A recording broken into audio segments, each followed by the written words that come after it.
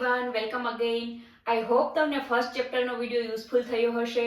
તો હવે આ વિડીયોમાં આપણે સેકન્ડ ચેપ્ટર પૂર્ણ સંખ્યાઓની માહિતી મેળવીશું. આ ચેપ્ટરને સોલ્વ કરવા માટે જે બેઝિક ફંડામેન્ટલ્સની જરૂર હોય છે એ પહેલા આપણે આ થિયરીના વિડીયોમાં સમજી લઈએ. ત્યારબાદ આપણે સેકન્ડ ચેપ્ટરના બધા દાખલાઓ જે આપેલા છે એ સોલ્વ કરીશું.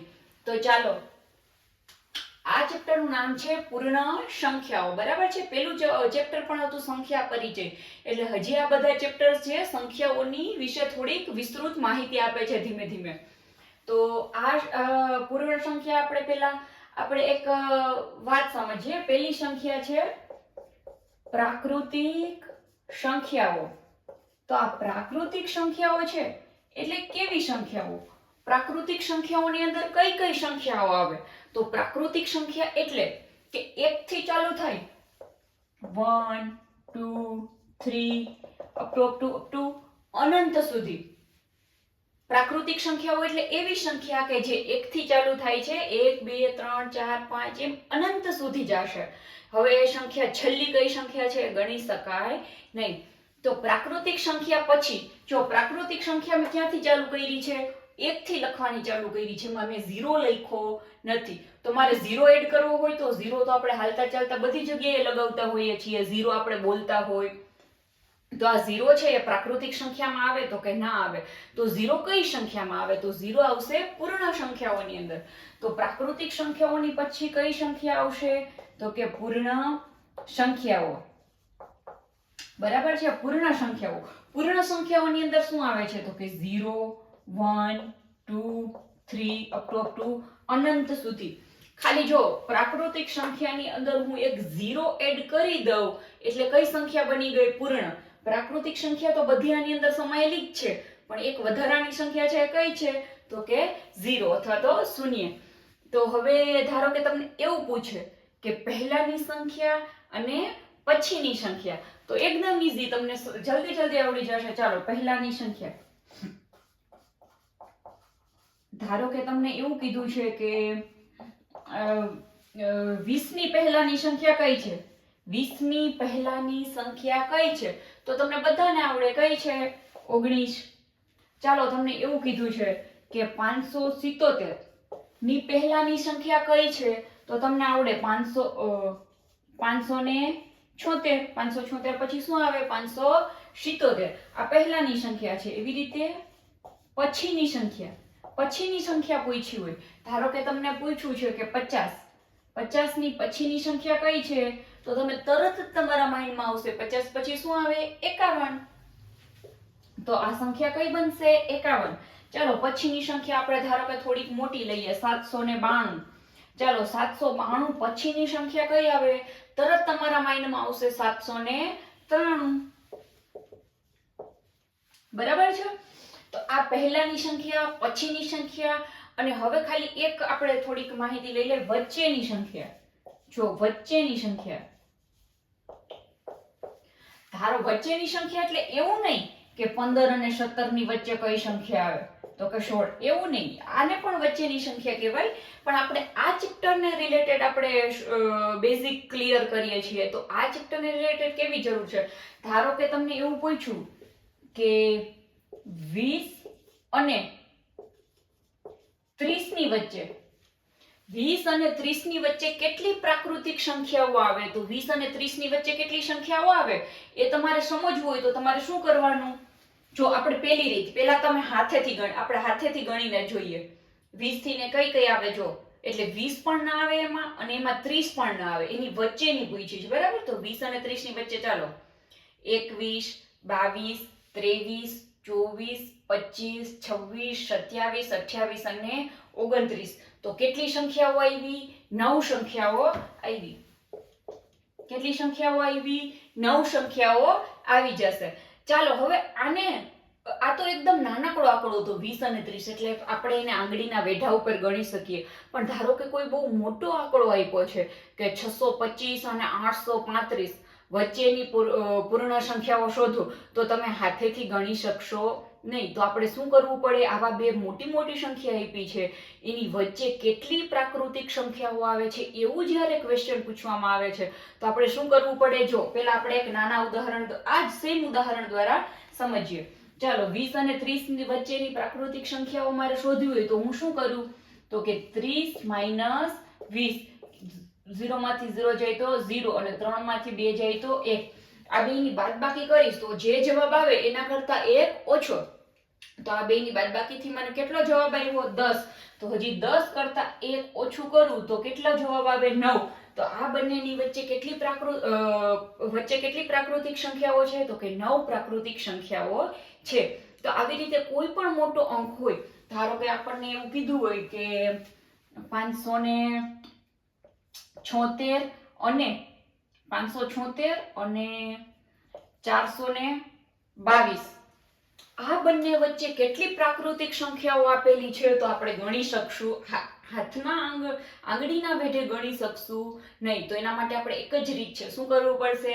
બાદબાકી. તો કરી લઈએ. ચાલો, 576 માઇનસ 422, 6 માંથી 2 જાય તો 4, 7 માંથી 2 જાય તો 5, 5 માંથી 4 જાય તો 1. જે જવાબ આવે એના કરતા 1 ઓછું, એ નહીં, ડાયરેક્ટ બાદબાકી કરીને જે જવાબ આવે છે એ નહીં, જે જવાબ આવ્યો એના કરતા હજી 1 ઓછું. એટલે કે 154 જવાબ આવ્યો તો કેટલું હોય? બાદબાકી કરવાની જરૂર નથી, ડાયરેક્ટ તમને આવી જાય. 154 કરતા 1 ઓછું એટલે કેટલું થાય? 153. અને એવું લાગે તો બાદબાકી કરી લ્યો. ચાલો, 4 માંથી 1 જાય તો 3, આ 5 એમનેમ અને 1 એમનેમ. તો તમારો જે ફાઇનલ જવાબ આવ્યો એ કોણ આવ્યો? 153. એટલે 576 અને 422 ની વચ્ચે 153 પ્રાકૃતિક સંખ્યાઓ આવેલી છે. ચાલો, તો હવે આટલા ફંડામેન્ટલ્સ ક્લિયર થઈ ગયા. હવે આપણે જે વધારે ફંડામેન્ટલ્સ ક્લિયર કરવાની જરૂર છે એ છે સંખ્યા રેખા. બરાબર, રેખાઓ ઉપર આપણે સંખ્યા દર્શાવવાની છે. ચાલો, હવે આવ્યો ટોપિક, કયો આવ્યો? સંખ્યા રેખા. ચાલો, આના વિશે શું સમજવાનું છે? તો કે સંખ્યા રેખા કેવી રીતે બનાવવી? તો કે આ એક રેખા દોરો, એના ઉપર લખો સંખ્યાઓ. 0 થી ચાલુ કરીએ. આપણે પૂર્ણ સંખ્યાઓમાં ભણ્યા અત્યારે કે 0 થી ને અનંત સુધી. બરાબર, તો આપણે 0 થી સ્ટાર્ટ કરીએ. 0, 1, 2, 3, 4, 5, 6, 7, 8. ચાલો, આને શું કહેશો? આને કહેશો સંખ્યા રેખા. આ છે તમારી સંખ્યા રેખા. હવે જો સંખ્યા રેખા ઉપર તમને એક્ઝામમાં પૂછે કે સંખ્યા રેખા પર 4 અંકને દર્શાવો, તો આવી સંખ્યા રેખા દોરી અને અહીંયા આમ રાઉન્ડ કરી દેવાનું. દર્શાવી દીધા સંખ્યા રેખા પર 4. આ ઠીક છે. ચાલો, હવે તમને આવું તો ના પૂછે, આટલું ઈઝી ના પૂછે. આ તો એક એક્ઝામ્પલ આપવા માટે. ચાલો, હવે તમને એક્ઝામમાં શું પૂછી શકે? તો એક્ઝામમાં એવું પૂછી શકે કે સંખ્યા રેખા પર સરવાળો કરો. સરવાળો કરો, પણ ડાયરેક્ટ નહીં, સંખ્યા રેખાની મદદથી સરવાળો કરો. ચાલો, એવું પૂછે તો આપણે આ જ સંખ્યા રેખામાં એક સરવાળો કરીને જોઈએ. બરાબર, ચાલો, આ છે 4. ચાલો, હવે સંખ્યા રેખા ઉપર એક સરવાળો આપ્યો હોય તમને, ધારો કે 2 + 4 બરાબર ખાલી જગ્યા. આ સરવાળો કરો, પણ ક્યાં? સંખ્યા રેખા પર સરવાળો કરો. ડાયરેક્ટ સરવાળો કરવાનો નથી. જો ડાયરેક્ટ સરવાળો કરશો તો માર્ક્સ મળશે નહીં. તો ચાલો, સંખ્યા રેખા ઉપર સરવાળો કરવાનો છે. શું કીધું છે? 2 + 4. તો આમાં સંખ્યા રેખા પર 2 ક્યાં દેખાય છે? ત્યાં પહેલા ઊભી જઈએ આપણે. અહીંયા ઊભી ગયા આપણે. હાલો, 2 પાસે ઊભી ગયા. હવે ત્યાંથી હલવાનું નથી. 2 પાસે ઊભા રહ્યો. વત્તા કેટલા કીધા? 4. તો આપણે અહીંથી 4 કૂદકા મારવાના છે. 2 પાસે ઊભીને કેટલા કૂદકા મારશું? 4. શું કામ? કેમ કે આપણને શું કીધું છે? 2 + 4. એટલે આપણે 4 કૂદકા મારીશું 2 પાસે ઊભીને. ચાલો, તો 2 પાસે ઊભા રહી જાઓ પહેલા. રહી ગયા? હા. હાલો, હવે 4 કૂદકા મારીએ છો આપણે. ગણજો. 1, 2, 3 અને 4. ચોથા કૂદકે કયા અંક પાસે પહોંચ્યા? 6 પાસે. તો 4 ને 2 કેટલા થાય? 6. આવી ગયો આપણો જવાબ. તો આ રીતે એકદમ ઇઝીલી તમને આવડી જશે સંખ્યા રેખા ઉપર સરવાળો શું કરવાનું છે. જે પહેલી રકમ આવી હોય એ રકમ પાસે પહેલા ઊભા રહી જાઓ અને પછીની જેટલી રકમ આપી છે, જે સંખ્યા આપી છે એટલા કૂદકા લગાવી દો. પહેલાની સંખ્યા પાસે ઊભા રહી જાઓ અને પછીની સંખ્યા જેટલા કૂદકા લગાવો. એક કૂદકામાં કેટલી સંખ્યા લેવાની? એક. જેમ કે એક કૂદકામાં 3 પાસે, એના પછીના કૂદકામાં 4 પાસે, એના પછીના કૂદકામાં 5 પાસે, એના પછીના કૂદકામાં 6 પાસે. આવી રીતે એક એક કૂદકો લગાવતા જાઓ એટલે આવી જશે તમારો જવાબ. જે છેલ્લો કૂદકો લગાવીને જે આંકડા પાસે પહોંચ્યા એ તમારો જવાબ. ચાલો હવે સરવાળો થાય સંખ્યા રેખા પર તો તમને મનમાં ક્વેશ્ચન થશે કે તો શું બાદબાકી થઈ શકે? થઈ જ શકે ને. હાલો કરીને જોઈએ આપણે. આ શું કર્યું? સંખ્યા રેખા પર સરવાળો. બરાબર. હવે આપણે કરીએ સંખ્યા રેખા પર શું કરવું? આપણે બાદબાકી. સંખ્યા રેખા પર બાદબાકી.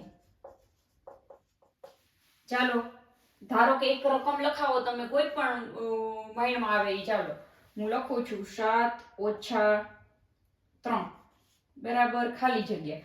ચાલો ડાયરેક્ટ આનો જવાબ આપણે લખવાનો નથી. આપણે આને સંખ્યા રેખાની મદદથી બાદબાકી કરો. એક્ઝામમાં જ્યારે ચોખ્ખું ક્લિયર કીધું હોય સંખ્યા રેખાની મદદથી બાદબાકી કરો ત્યારે સંખ્યા રેખા પહેલા દોરી લ્યો. આપણને રકમ પણ આપેલી છે. જો 7 - 3 તો મોટા મોટી સંખ્યા મારે સંખ્યા રેખા ઉપર કેટલી સંખ્યા દોરવી? તો મારે 7 તો દોરવી જ પડશે ઓછામાં ઓછી. બરાબર. ચાલો 0 1 2 3 4 5 6 7 8. બરાબર છે. આપણે 8 આંકડા લખી લીધા. હવે સંખ્યા રેખા ઉપર 8 અંક લખ્યા છે. હવે આપણી પાસે રકમ છે. શું છે? 7 - 3. તો હવે પેલા 7 પાસે ઊભી જાઓ. આપણે અહીંયા સરવાળામાં શું કર્યું હતું? આપણે નાનાથી મોટી સંખ્યા તરફ કૂદકા માર્યા હતા. નાની સંખ્યાથી મોટી સંખ્યા તરફ અથવા તો ડાબેથી જમણી તરફ આપણે કૂદકા માર્યા હતા. તો બાદબાકી કરવાની છે 7 - 3. તો એ 7 કરતા તો નાનો જવાબ આવશે ને. 7 રૂપિયા છે, એમાંથી 3 રૂપિયા મારે કોઈને આપી દેવાના છે. તો મારી પાસે 7 કરતા તો ઓછા જ રૂપિયા બચશે. 7 રૂપિયા તો નહીં જ બચે. 3 રૂપિયા કોઈને આપી દઈશ તો આપણે જોઈએ. ચાલો તો હવે મોટેથી નાની સંખ્યા તરફ જવાનું. કેમ કે બાદબાકી કરો ને ત્યારે મોટાથી ને નાના આંકડા તરફ જવાનું. કૂદકા મારવાના છે, પણ કઈ દિશામાં કૂદકા મારવાના ને એ પણ યાદ રહેવું જોઈએ. તો ચાલો હવે 7 પાસે ઊભી ગયા આપણે. અહીંયા ઊભી જવાનું, અહીંથી ક્યાંય હલવાનું નહીં. હવે કેટલા કૂદકા મારવાના છે? 3. કઈ દિશામાં મારશું? તો બાદબાકી છે એટલે હંમેશા જે આંકડો હશે એના કરતા નાનો આંકડો થશે. એટલે આના 7 કરતા આ બાજુ જઈશ તો 8 9 આ મોટા આંકડા થશે. તો 7 થી નાના આંકડા કઈ બાજુ છે? તો કે ડાબી તરફ. તો હું એ તરફ હાલીશ. ચાલો 7 પાસે ઊભી રહી ગઈ. કેટલા કૂદકા મારું? 3. 1 2 અને 3. તો આ જે આવી ગયો એ શું છે? તમારો જવાબ. જ્યાં જવાબ આવે ત્યાં હું રાઉન્ડ કે સ્ક્વેર કે કંઈ કરી દેવાનું એટલે તમને ખબર પડે કે આ આપણો જવાબ. તો 7 માંથી 3 જાય તો કેટલા જવાબ આવે? 4. તો ચાલો તમને હવે સરવાળો અને બાદબાકી સમજાઈ ગઈ. તો હવે આપણે સંખ્યા રેખા પર ગુણાકાર કરીને પણ જોઈએ. આપણે ગુણાકાર સમજ. ચાલો તો હવે સમજી લઈએ સંખ્યા રેખા પર ગુણાકાર. સંખ્યા રેખાની મદદથી શું કરવો? ગુણાકાર.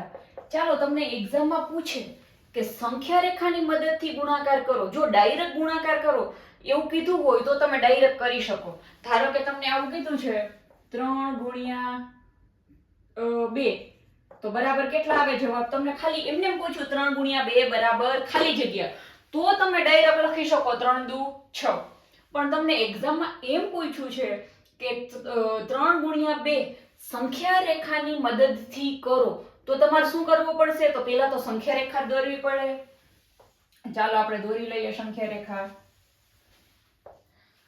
ચાલો હવે આમાં 0 1 2 3 4 5 6 7 8 9 10 11 અને 12 અંક આપણે લખ્યા છે.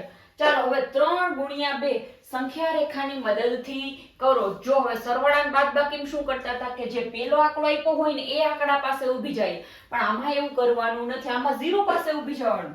આ ગુણાકાર હોય એટલે ઓલવેઝ ક્યાં ઊભી જાવ તમે? 0 પાસે. હાલો ઊભી ગયા. હવે પેલો આંકડો કોણ છે? 3. તો આપણે 3 3 ના કૂદકા મારવાના. 3 3 ના કૂદકા મારવાના. કેટલી વાર? 2 વાર 3 3 ના કૂદકા મારવાના છે. તો ચાલો પેલા હું અહીંયા 0 પાસે ઊભી છું. મારે પેલો કૂદકો કેટલાનો મારવાનો છે? 3 નો મારવાનો છે. પેલો કૂદકો કેટલાનો મારવાનો? 3 નો. તો કે 1 2 અને 3. અહીંયા પહોંચીશું પેલા કૂદકાએ. પહોંચી ગઈ. હવે હાલો હવે 3 3 ના કેટલા કૂદકા મારવાના છે? તો જે પાછળનો અંક આપ્યો હોય એટલા કૂદકા મારવાના છે. તો 2 કૂદકા મારવાના છે. એક કૂદકો માર્યો, હજી એક કૂદકો બાકી છે. ચાલો હજી બીજો કૂદકો પણ કેટલાનો મારવાનો? 3 નો જ મારવાનો હોય. તો ચાલો અહીંયા ઊભી હોય તો અહીંયાથી 1 2 અને 3 અહીંયા પહોંચીશ.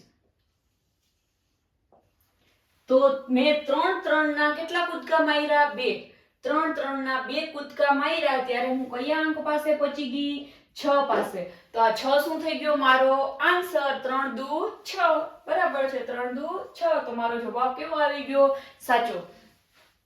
તો ચાલો હજી આપણે એક ગુણાકાર માટે હજી એક વધારે ઉદાહરણ લઈ લઈએ. બરાબર છે. તો આમાં આપણે એક વધારે ઉદાહરણ લઈ લઈએ.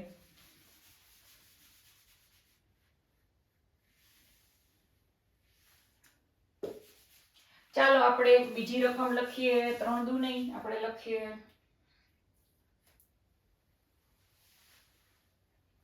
ચાલો 2 ગુણ્યા 4. આપણે આવું લખીએ 2 ગુણ્યા 4 બરાબર ખાલી જગ્યા આ સંખ્યા રેખાની મદદથી ગુણાકાર કરો. તો ચાલો હવે તમને બધાને આવડે. કેટલા કેટલાના કૂદકા મારવાના? 2 2 ના. કેટલા કૂદકા મારવાના? તો કે 4. અને કેટલા કેટલાના? તો કે 2 2 ના. અને કેટલા? તો કે 4. ચાલો પેલા ક્યાં ઊભી જવાનું હોય? હંમેશા ગુણાકાર હોય એટલે ક્યાં ઊભી જવાનું? 0 પાસે. 0 થી હલવાનું નહીં. ગુણાકાર આવ્યો એટલે ગુણાકાર દેખાય એટલે શું કરવાનું? 0 પાસે ઊભી જાવ. ચાલો 2 2 ના કૂદકા મારવાના છે. કેટલા? તો કે 4. ચાલો પેલો કૂદકો 0 એથી ક્યાં જાય? 2 ઉપર. થઈ ગયું 1 અને 2 નો કૂદકો. બીજો કૂદકો આને 1 ને મૂકીને 1 એટલે બીજો કૂદકો અહીંયા આવી ગયો. ચાલો 2 કૂદકા થયા. હજી આ 4 છું તો ત્રીજો કૂદકો કેટલાય જશે? 6 એ. ચોથો કૂદકો કેટલાય જશે? 8 એ. હવે ઉભા રહ્યો. કેટલા કૂદકા મારવાના હતા? 4. 4 કૂદકા લાગી ગયા? હા લાગી ગયા. 1 2 3 ને 4. એકવાર ચેક કરી લઈએ બધા 2 2 ના જ કૂદકા છે ને? હા આ 2 નો, આ 2 નો અને આ 2 નો. તો કેટલો જવાબ આવી ગયો આપણો? 8. બરાબર છે. તો જોવો જોઈએ 2 ચોક 8 થાય. હા 8 થાય. 2 ચોક 8 થાય. તો 8 છે એ આપણો શું છે? જવાબ. સંખ્યા રેખાની મદદથી આ રીતે આપણે સરવાળા, બાદબાકી અને ગુણાકાર કરી શકીએ. તો આ તમારો થિયરીનો લેક્ચર પૂરો થાય છે. અને હવે 2.1 આપણે નેક્સ્ટ વિડીયોમાં સોલ્વ કરીશું. આઈ હોપ તમને આ વિડીયો યુઝફુલ થયો હશે. તો 2.1 ના દાખલાઓ સોલ્વ કરવા માટે નેક્સ્ટ વિડીયોને જરૂરથી કન્ટિન્યુ કરજો. Thank you.